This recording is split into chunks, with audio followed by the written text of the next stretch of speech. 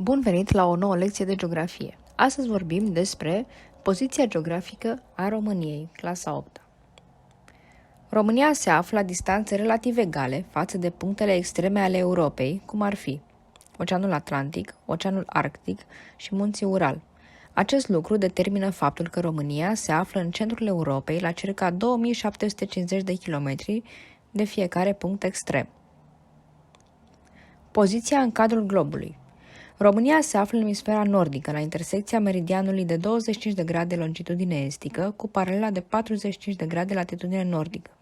Orașul aflat în proximitatea întâlnirii celor două linii imaginare este Pitești, iar orașul considerat mijlocul României, aflat la intersecția paralele de 46 de grade latitudine nordică cu meridianul de 25 de grade longitudine estică, este Făgăraș.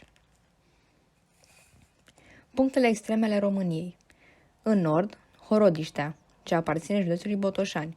În sud, Zimnicea, județul Teleorman. În vest, Beba Veche, din județul Timiș, iar în est, Sulina, desigur, în județul Tulcea. Vecinii României.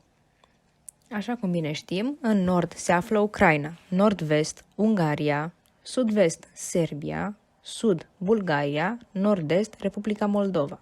De asemenea, România se învecinează în partea de est și are ieșire la Marea Neagră. Curiozități. Beba Veche.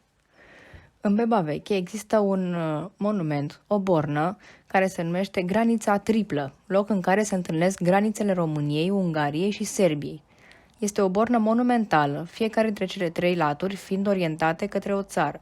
Pe fiecare latură se află stema statului respectiv, dar și data la care borna a fost ridicată.